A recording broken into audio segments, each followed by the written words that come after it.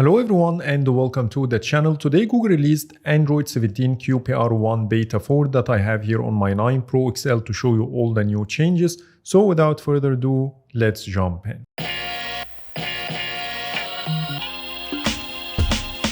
Starting with the update size and build number here on the 9 Pro XL, it's CP31.260.522.006. But unfortunately, I don't have the update size from Beta 3 to Beta 4 because this phone was running Android 16, so the update was massive, 3.47 gigabytes. And now let's take a look at the new changes. The first change is in the lock screen, and for the second time, Google updated the media controls animation, and here is how it looks now. For reference, here is how it looks in QPR1 Beta 3, which is exactly the same animation we have in Canary 2601. You can see that the direction is now different and it looks better in QPR1 Beta 4. The second change is the ability to use the selfie camera with the screen recorder, which I already covered in Canary 2606 video, but I will go through it one more time in case you missed it. Once you switch to the entire screen option, you will see a new toggle to show selfie camera. Once you turn it on, it increases the brightness to help you get more light and automatically activates the microphone. You also have the ability to place yourself anywhere on the screen, and it shades the screen recorder card to help you place yourself properly.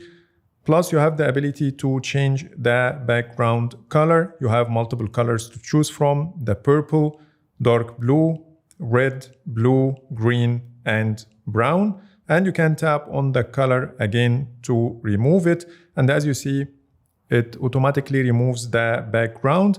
And when you start recording, you still can place yourself anywhere halfway through, plus the ability to adjust the background remains available while recording as well. The second change in the quick settings is the new keyboard tile, which is also part of Canary 2606. Tapping on it reveals a floating card that gives you the ability to change the language, and the next time you open the keyboard, you will find it automatically set to the language you selected.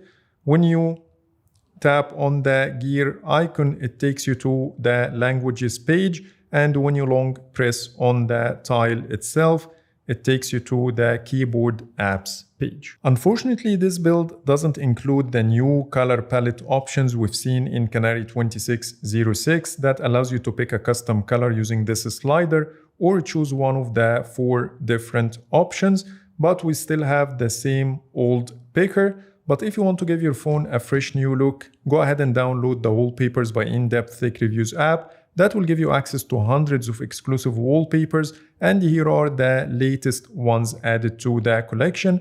If you want to give it a try, you will find Google Play Store download link in the description. And now let's get back to the video. Next, we have some minor tweaks under settings. The first one is the thicker menu items of Android 16 are back again with this build. For reference, here is how it used to look with the previous builds of Android 17. You can see a massive difference in the padding, which makes the page longer. The second change is under security and privacy, then device unlock, then fingerprint. When you try to add a new fingerprint, you will see a bigger circle around the sensor. Unfortunately, these are all the new changes in this update, so let's talk about the bug fixes. The first one I noticed is the better animation for the Switch user card. It's no longer broken like before. Same as the power menu blur UI, it's no longer laggy like before. Moving to the release notes, you will find even more, so let's go through them really quick. First, we have a fix for an issue where the mouse pointer becomes invisible on external displays when work profile or flag secure applications are active. A settings app crash occurring when launching credential provider settings from a private space.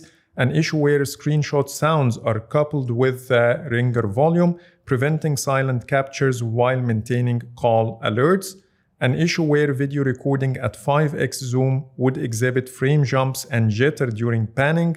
An issue where back-tab gestures failed to trigger on the interactive lock screen. A graphics driver regression that caused severe 3D performance drops in OpenGL ES applications on newer hardware.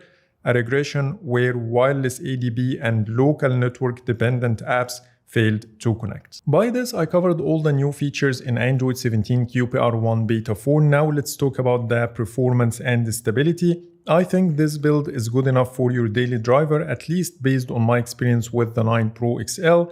It works perfectly well, no major bugs so far. The animations are better, less laggy, and everything works as expected. I only spotted 2 minor issues while filming the video. The first one, when you go to settings, then device health and support, and then go to the device temperature, you get a black screen and the settings app crashes. The second issue is the broken media controls animation. We still don't have the sparkling animation when you tap on any of the buttons, and also they jump when you try to skip tracks. But these issues were also part of Beta 3, but not yet fixed. When it comes to the Geekbench numbers, here on the 9 Pro XL, I got 4,655 for the multi-core and 1,968 for the single core. Ignore these numbers because they are related to the 10 Pro XL and they are synchronized from the other phone. When it comes to the GPU, I got 8,790. So that's pretty much it for today. These are all the new changes I wanted to show you on Android 17 QPR1 Beta 4. Please let me know in the comments if I missed anything. But for now, thanks so much for watching and see you in the next video.